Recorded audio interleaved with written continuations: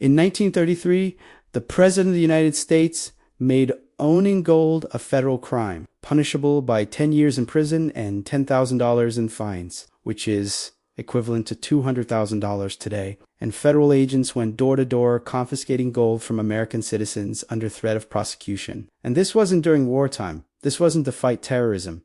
This was to allow the government to print unlimited money without gold backing.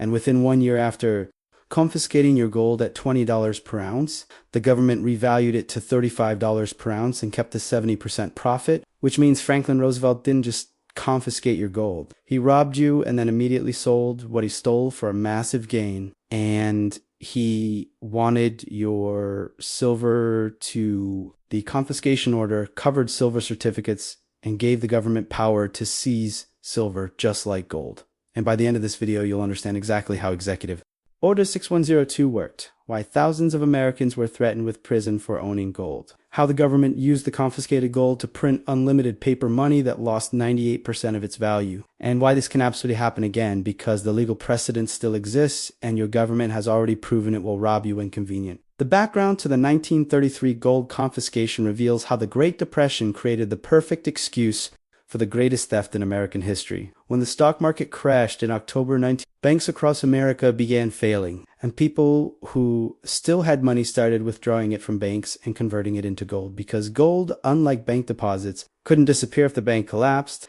and this was rational behavior. If you couldn't trust banks, why would you keep paper money in them when you could hold physical gold that had maintained value for thousands of years? But from the government's perspective, this gold hoarding was a crisis, because under the gold standard, every dollar was supposed to be backed by a specific amount of gold held by the Treasury.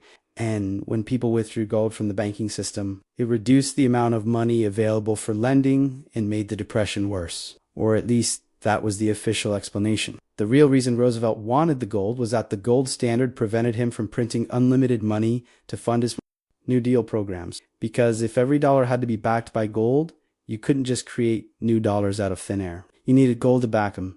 And the only way to get more gold was to either buy it at market prices or take it from people who already owned it, and Roosevelt chose theft. On March 9, 1933, just 5 days after taking office, Roosevelt declared a national banking holiday, closing all banks in the country, and he claimed this was to prevent bank runs and restore confidence. But what he was really doing was trapping people's gold in the banking system so they couldn't withdraw it before he confiscated it. Then on April 5, 1933, Roosevelt signed Executive Order 6102 titled Forbidding the Hoarding of Gold Coin, Gold Bullion, and Gold Certificates. And this order required all Americans to turn in their gold coins, gold bullion, and gold certificates to the Federal Reserve by May 1st, 1933, just 25 days later. And in exchange, you would receive $20.67 per ounce, which was the official price, but you had no choice. You couldn't refuse. You couldn't negotiate. You either handed over your gold or you faced 10 years in federal prison and a $10,000 fine. And $10,000 in 1933 is equivalent to about $200,000 today. So the government was threatening you with financial ruin in a decade in prison for the crime of owning gold, which had been legal for the entire history of America up until that moment. The mechanics of how the confiscation worked reveal the thoroughness of Roosevelt's theft. Banks were required to report all gold held in safe deposit boxes and to refuse to allow customers to access their gold. If you tried to get your gold from your safe deposit box after April 5th, the bank would refuse and report you to federal authorities, and gold dealers and jewelers were required to report all transactions. And customs officials were ordered to search people leaving the country for gold. And the penalties were severe. There were criminal penalties of up to 10 years in prison and civil penalties of double the value of the gold you failed to turn in. The executive order did provide a few exemptions. You could keep gold jewelry and gold used in your profession if you were a dentist or a jeweler or in certain industries. You could keep rare coins with numismatic value. And you could keep up to $100 in gold coins, which was about 5 ounces. But everything else had to be surrendered. And most Americans complied because the threat of 10 years in prison was terrifying and they believed their government wouldn't really rob them, which turned out to be exactly wrong. But here's what makes Roosevelt's confiscation truly criminal and not just a wartime emergency measure. He was explicitly planning to devalue the dollar and profit from the gold before he even ordered the confiscation. Roosevelt knew that once he had all the gold, he would revalue it at a higher price, which means he knew he was forcing Americans to sell their gold at $20 per ounce when he was planning to immediately declare it worth $35 per ounce. And this is fraud. This is the government using its power to buy an asset at a forced low price while knowing it's about to increase the price and pocket the difference. And that's exactly what happened in January 1934, just 9 months after the confiscation. Roosevelt signed the Gold Reserve Act, which revalued gold from $20.67 per ounce to $35 per ounce, a 70% increase, which means if you had been allowed to keep your gold for 9 more months, you would have had 70% more wealth. But instead, the government took your gold at the low price and kept all the gains from the revaluation. And those gains were massive. The revaluation increased the value of government gold reserves by nearly $3 billion overnight, which Roosevelt used to fund New Deal programs and expand government power. What would you do if your government threatened you with 10 years in prison unless you sold them your property at a below market price, and then immediately after taking it, they increased the price and kept the profits? This isn't taxation. This isn't regulation. This is armed robbery conducted under color of law. And millions of Americans were victims of it. And the reason it succeeded is that people trusted their government and believed that surely the president wouldn't actually send them to prison for owning gold. But that trust was misplaced because the government was willing to use violence to enforce its theft. If you're starting to understand that the gold confiscation of 1933 wasn't about saving the economy, but about enabling unlimited money printing and government expansion, stay with me, because what comes next will show you the direct consequences of taking America off the gold standard and why your money is lost. 98% of its value since Roosevelt stole your gold. Subscribe now, because very few channels will explain how government confiscation actually works and why it can happen again. The actual enforcement of the gold confiscation order reveals how seriously the government took this theft and how they were willing to use violence against Americans who refused to surrender their property. The Treasury Department and Federal Reserve banks set up collection points where citizens were supposed to bring their gold, and they widely publicized the criminal penalties for noncompliance. And while most Americans reluctantly complied out of fear, some refused, and those people were prosecuted. One of the most famous cases was United States versus Frederick Barber Campbell, a New York attorney who was indicted in 19... Hoarding gold, Campbell had withdrawn $5,500 in gold certificates and $700 in gold coins from his bank and refused to surrender them, arguing that the executive order was unconstitutional, and he lost. The court ruled that during a national emergency, the government could prohibit gold hoarding, and Campbell was convicted and faced prison time, and this conviction sent a message to anyone else thinking about resistance that the government was serious about the 10-year prison threat and would actually use it. And while some people did manage to hide gold and keep it, probably tens of thousands of Americans, they did so at enormous personal risk and in violation of federal law. And the fact that the government was willing to prosecute and imprison Americans for owning gold reveals how far Roosevelt would go to enable his economic agenda. The amount of gold actually confiscated was enormous and proves this wasn't just about preventing hoarding, but about seizing the nation's gold supply. The Treasury Department collected approximately 300 tons of gold from private citizens between April and December 1933, which at $20.67 per ounce was worth roughly $600 million, an enormous sum during the Depression when the entire federal budget was around $4 billion, and this gold went straight into Federal Reserve Vault, where it backed the expanded money supply that Roosevelt needed to fund his programs. But here's the key insight. By confiscating private gold and concentrating it in government hands, Roosevelt eliminated the check on money printing that the gold standard was supposed to provide. Under a true gold standard, if the government printed too much money, people would exchange their paper dollars for gold and the government would run out of gold, which would force it to stop printing. But if the government has all the gold and you're not allowed to own it or exchange dollars for it, then the government can print as much as it wants with no constraint. And that's exactly what happened. Between 1933 and 1940, the money supply increased by over 50%, which would have been impossible under a gold standard where citizens could redeem dollars for gold. But was easy once Roosevelt had confiscated everyone's gold and made private ownership illegal. The legal challenges to the gold confiscation failed completely and established precedent that the government can seize your property during declared emergency. Several cases reached the Supreme Court challenging Executive Order 6102 and the Gold Reserve Act of 1930. The most significant was Norman versus Baltimore and Ohio Railroad, where the court ruled 5-4 that the government could abrogate gold clauses in private contracts and effectively devalue the dollar, the majority opinion written by Chief Justice Charles Evans. Hughes argued that Congress had broad power over monetary policy and could take necessary actions during emergencies, and the four dissenters led by Justice James McReynolds wrote a scathing dissent arguing that the gold confiscation was unconstitutional theft. McReynolds famously said from the bench that the Constitution, as we have known it, is gone, but the majority upheld the confiscation, which means legally the precedent was established that during a declared national emergency, the federal government can prohibit private ownership of gold and force you to surrender it at a government-set price. And that precedent still stands today. The Supreme Court has never overturned Norman. And Executive Order 6102, although later amended, wasn't fully repealed until 1974, which means for 40 years it was illegal for Americans to own gold. And the fact that it can be reinstated at any time should terrify anyone who thinks their property rights are secure.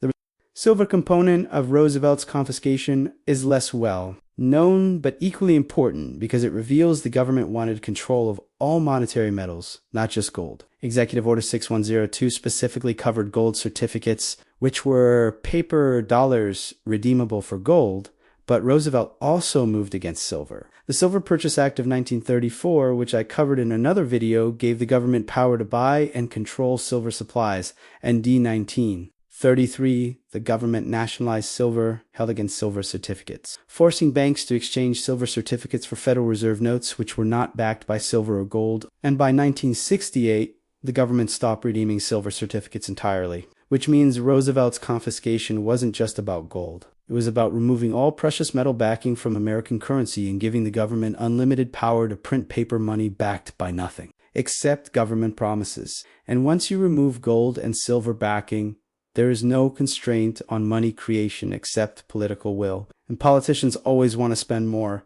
so removing precious metal backing guaranteed perpetual inflation and devaluation of the currency. Here's what happened after the confiscation that proves Roosevelt's real goal was unlimited money printing, not economic recovery. After concentrating all the gold in government hands and revaluing it from $20 to $35 per ounce, Roosevelt used the increased paper value of government gold reserves to expand the money supply dramatically. Between 1933 and 1940, the monetary base increased by over 60%, and this newly created money funded New Deal programs like Social Security, the Works Progress Administration, the Civilian Conservation Corps, and countless other expansions of federal power. And you might think, well, those programs helped people during the Depression, so the confiscation was worth it. But that's assuming the only way to fund those programs was to confiscate gold and inflate the money supply. When in fact, Roosevelt could have simply taxed people honestly and let Congress vote on the spending. Instead, he chose to confiscate gold, print money, and impose an invisible inflation tax that fell hardest on savers and people on fixed incomes. And the inflation that started with Roosevelt's monetary expansion has never stopped. Between 1933 and today, the dollar has lost 98% of its purchasing power, which means something that costs $1 in 1933 costs over $50 today. And this isn't natural.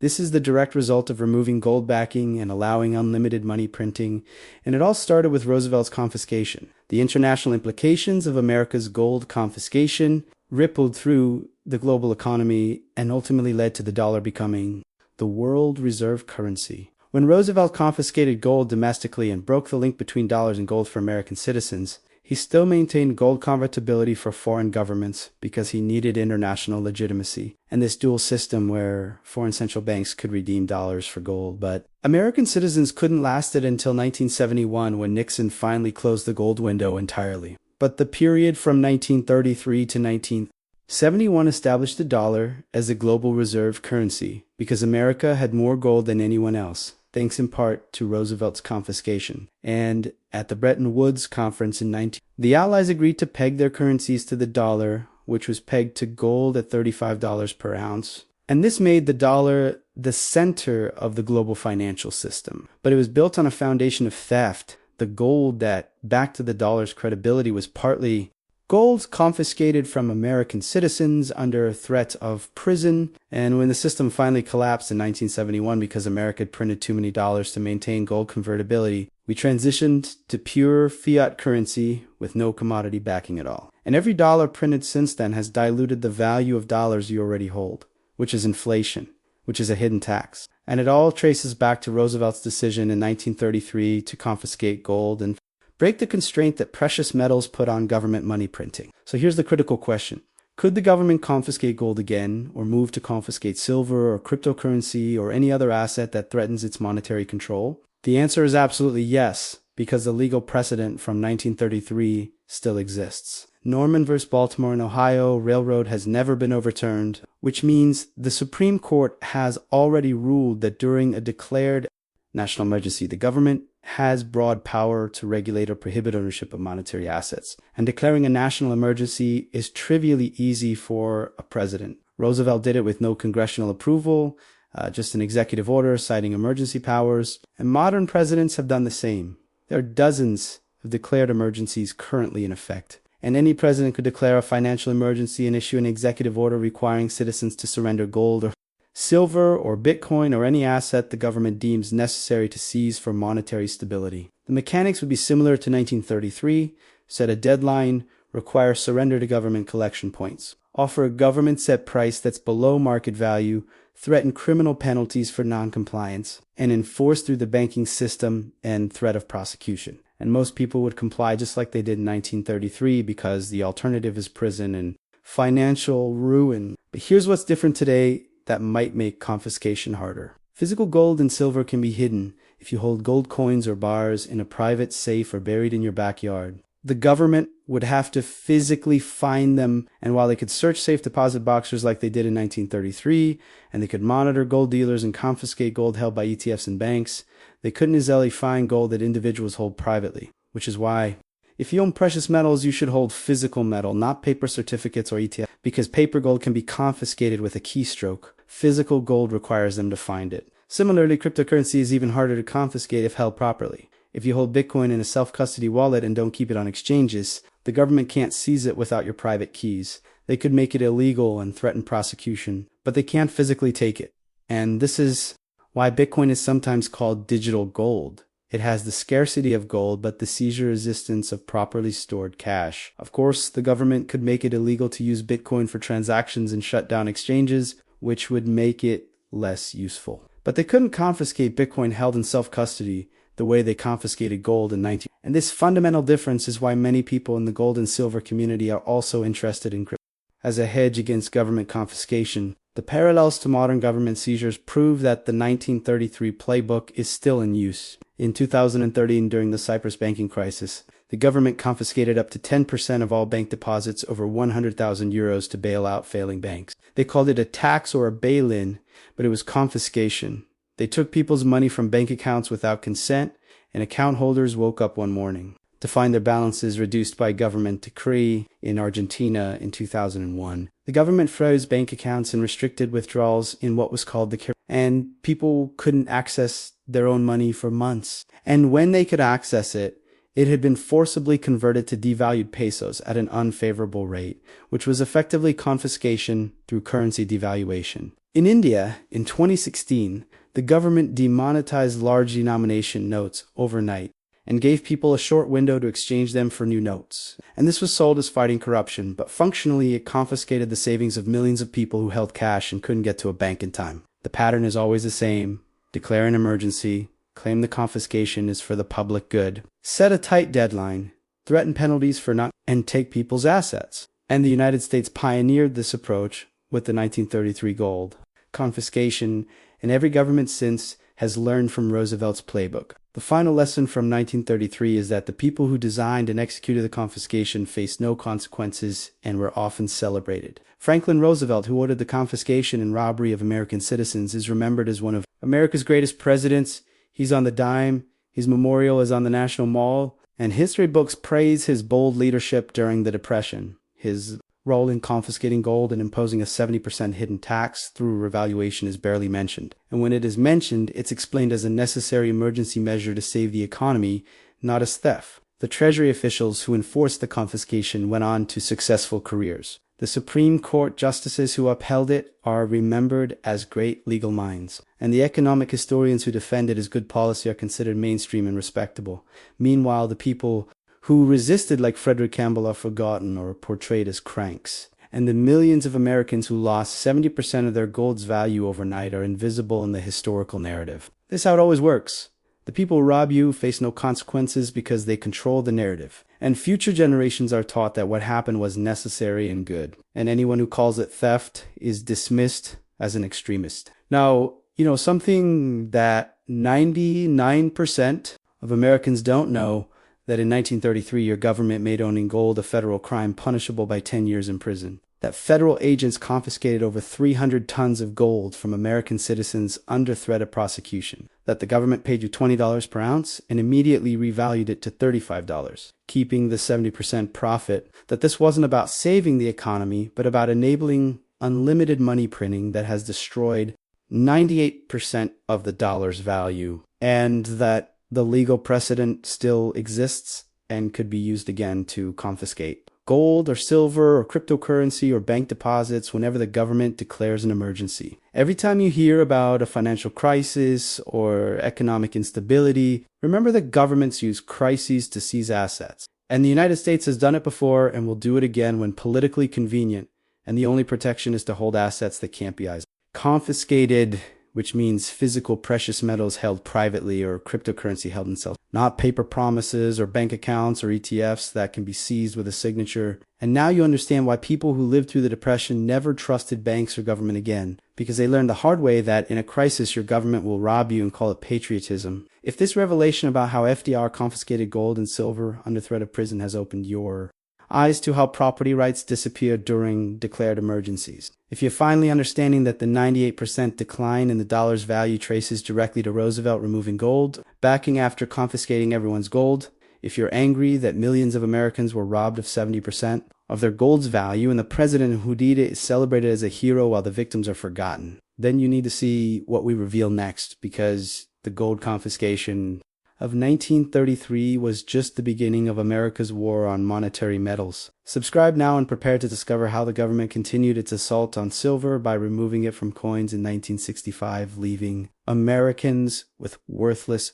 base metal tokens. How Fort Knox gold reserves have never been properly audited and may not exist. How central banks manipulated gold and silver prices for decades to protect paper currencies. How every major financial crisis results in government seizure of private assets, whether it's gold in 1933 or bank deposits in Cyprus in 2013 or potentially cryptocurrency in the next crisis. Because once you see the complete pattern, you'll understand that government confiscation isn't ancient history or foreign problems.